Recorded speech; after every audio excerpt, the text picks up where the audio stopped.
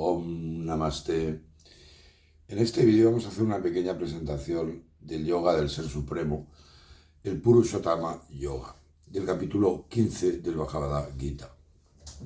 El principal objetivo de este capítulo, que es uno de los más cortos del Gita, es explicar la existencia del Ser Supremo o Purushottama, es decir, la forma suprema del Señor, que trasciende tanto a lo perecedero, Shara, Purusha, como a lo imperecedero, Akshara Purusha. Shara en sánscrito quiere decir perecedero y Akshara imperecedero. En el primer bloque de este capítulo, entre los versos 1 y 6, encontraremos la definición del indestructible árbol del samsara, el Ashvata, y el camino para llegar a Dios. Krishna inició este capítulo explicando este imperecedero árbol Ashvata. En sánscrito, Shva significa mañana y Ashvata significa lo que no durará hasta mañana. Y lo hizo refiriéndose al mundo de los sentidos, ya que estos están en perpetuo cambio. Y así empieza este capítulo. Los sabios hablan del indestructible árbol Ashvata, que tiene su raíz arriba y sus ramas abajo, cuyas hojas son los himnos védicos, es decir, el Dharma. Quien lo sabe es un conocedor de los Vedas. Este verso es seguramente uno de los más complejos del Gita. El hombre conocedor de los Vedas y del Dharma es el verdadero Jnani, el conocedor. Como su raíz de arriba es para Brahman, el Brahman supremo más allá de cualquier descripción, es por tanto imperecedero, y este ser supremo es la fuente de toda existencia. Por ello, de forma alegórica, se refiere al universo como este árbol invertido. En el libro que he editado sobre el Bhagavad Gita, fijaros que sobre este verso es el que me inspiré para hacer la portada que podéis ver. Fijaros que arriba está para Brahman, por aquí hay unas raíces, ¿lo veis? Es un árbol invertido que baja el tallo y por aquí saldrían las hojas. Para Swami Sivananda, os voy a leer un comentario de Swami Sivananda que nos ayudará a entender un poco mejor este significado. Es un árbol muy misterioso y difícil de entender, ya que es el resultado de su inescrutable poder de Maya, esa ilusión, y por lo tanto tiene una apariencia maravillosa y aparente sin tener una realidad real. Quien comprenda completamente la naturaleza de este árbol samsara, el ciclo de nacimiento y muerte, va más allá de Maya. Estar apegado a él es estar atrapado en él. La forma más segura de trascender este samsara, es decir, la vida mundana, es empuñando la excelente arma de la no pasión y del desapego. A continuación, Krishna prosiguió explicando más sobre este árbol del mundo de los sentidos, tal y como lo ven los no iluminados. Es decir, quienes no tienen en el jnana el conocimiento y que creen que son las gunas quienes actúan, acordaros del capítulo anterior, tampoco entienden que la raíz de arriba sea para Brahman. Y os leo el verso número 2. Por arriba y por abajo se extienden sus ramas, floreciendo a causa de las gunas, teniendo como tallos los objetos de los sentidos. En el profundo interior del mundo de los hombres se ramifican sus raíces, en formas de consecuencia de la acción.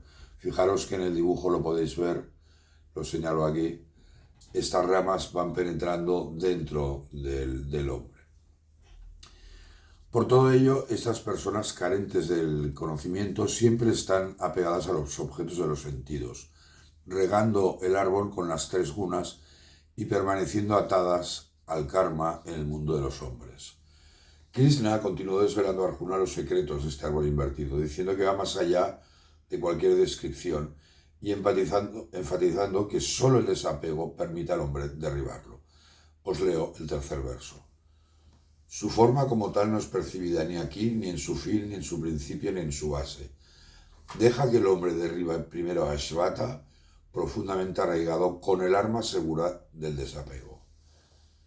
En los dos versos siguientes, en el 4 y el 5, Krishna explica cómo uno va más allá de este samsara y alcanza el estado supremo imperecedero una vez alcanzado. Purusha, ese principio universal eterno, indestructible, sin forma y omnipresente, y ya no tiene que regresar a este mundo mortal de dolor y muerte. Ora para ganar este refugio del que no hay retorno y buscar refugio en el ser primigenio, Purusha, de quien emanó este antiguo mundo de la acción. Y un dato importante, Krishna afirma, fijaros bien, que el origen del antiguo mundo de la acción está precisamente en Purusha. En el siguiente shloka, Krishna describe las cualidades de los sabios que alcanzan el estado sin retorno, el moksha. Y os leo el verso número 5. A este perecedero refugio van esas almas iluminadas, sin orgullo ni engaño, que han triunfado sobre las manchas del apego, que están siempre en armonía con el Supremo, cuyas pasiones han muerto, que están libres de los pares de opuestos, de las dualidades, como el placer y el dolor. Krishna finaliza este apartado afirmando que los hombres que allí llegan ya no regresan más. Esa es mi suprema morada. El siguiente bloque lo encontramos entre los versos 7 y 11 y nos describe Jiva Atman, el espíritu divino del hombre, en el hombre. El Señor recuerda que Jiva, el alma suprema que habita más allá del yo, es una parte de él y que tanto los 5 sentidos, oídos, ojos, tacto, gusto y olfato, como la mente, importante como la mente, son atraídos desde Prakriti. Y os leo, en realidad una parte de mí mismo ha sido el Jiva eterno en este mundo de la vida y atrae a la mente a los 5 sentidos desde su lugar en Prakriti. A continuación, Krishna argumentó que como Jiva se refugia tanto en los sentidos como en la mente, experimenta por tanto los placeres y dolores de la existencia material. Y os leo el verso número 9. Habiéndose establecido en los sentidos, así como en la mente, a través de ellos, disfruta de sus objetos. Y explicó que solo el yogi que tenga el ojo del conocimiento le verá. Y os leo el verso número 10. Los ignorantes no le perciben cuando él sale o se asienta en un cuerpo, o disfruta de los objetos sensoriales en asociación con las gunas. Son aquellos dotados con el ojo del conocimiento quienes solo le ven. Vamos a recurrir a un comentario de Swami Vidyaparakananda para entender mejor este verso. Os leo. ¿Por qué no vemos al Señor? Muchos hacen esta pregunta. El Señor lo responde en este verso. Puedes ver al Señor ahora en el cuerpo al adquirir el ojo del conocimiento. No es necesario ir muy lejos y buscarlo aquí o allá. En su mismo cuerpo habitado por Jiva que está comiendo, bebiendo, durmiendo, actuando, disfrutando y sufriendo, ese Paramatman puede ser visto por la discriminación correcta que abre el ojo del conocimiento. Repito, discriminación correcta, palabra clave. Debido al dominio de los fenómenos objetivos, los ignorantes no pueden verlo. Si vuelve la mente hacia afuera, el mundo se refleja en ella. Si la vuelve hacia adentro, Dios se realiza. Si la mente se vuelve hacia adentro, se mantiene en calma, pura y firme. Se contempla el Atman. Ese Atman es visto solo por los sabios, que pueden discriminar entre lo real y lo irreal, el vidente y lo visto. Es decir, el Atman significa autorrealización. Para finalizar este apartado, Krishna afirmó que solo quien tiene el verdadero conocimiento verán al Señor en sí mismos. Los yogis que se esfuercen le ven asentados en sí mismo. Los necios que no se han purificado no le ven a pesar de que se esfuercen. El siguiente bloque de este apartado lo encontramos entre los versos 12 y 15 y se centra en analizar la omnipresencia y poder del Señor y aparte afirma que es el autor del Vedanta.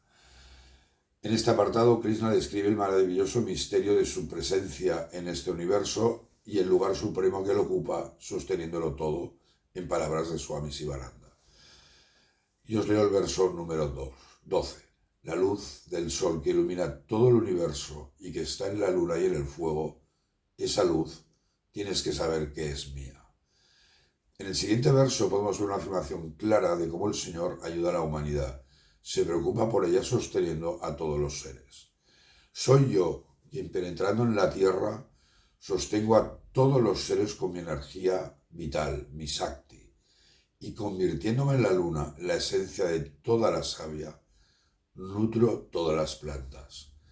En el verso 15, Krishna explica también que el Señor es el autor del Vedanta, por tanto de los Upanishads y por tanto del Gita, y también de los Vedas.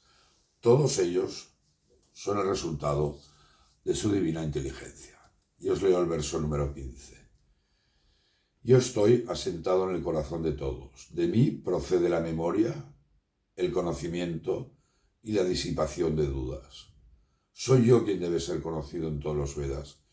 Yo soy el autor del Vedanta y el conocedor de los Vedas. Es decir, el Señor es la fuente de todo conocimiento, desde el más alto hasta el más bajo. En el siguiente bloque, entre los versos 16 y 20, Krishna explica el Purushakshara, el Paramatman y Purushottama. Krishna procede ahora a explicar a Arjuna los dos seres, con mayúsculas, el perecedero, el cuerpo físico, y el imperecedero, la mente, lo inamovible. Y os leo el verso 16. Hay dos seres en el mundo, Shara, perecedero, y Akshara, imperecedero. Kshara contiene a todas las criaturas, y su base inmutable es Akshara. Krishna se refirió a Purushottama, el Ser Supremo, en los versos 17, 18 y 19. El Ser Supremo es seguramente otro, llamado Paramatman, que es el Ishvara imperecedero que impregna y sostiene a los tres mundos. Yo soy conocido en el mundo y en los Vedas como Purushottama, Ser Supremo, porque yo trasciendo a Akshara, a lo perecedero, y también soy superior a lo imperecedero. Quien sin mentirse me conoce como Purushottama lo sabe todo, me adora con su corazón. Ishvara puede significar conceptos diferentes según cada filosofía hindú. Podría ser traducido como el Dios creador, el Ser Supremo o el Dios personal. En el capítulo 11, el yoga de la forma universal del Señor, Arjuna le dice a Krishna: tú eres en verdad como te has descrito a ti mismo, Parameshwara, persona suprema.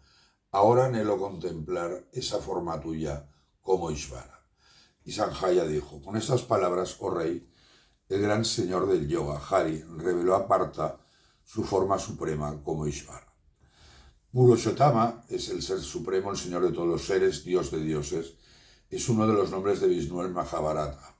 Para Brahman es el Brahman supremo, que está más allá de cualquier descripción o conceptualización. Y Parameshwara significa excelente, supremo señor, supremo gobernante o espíritu supremo.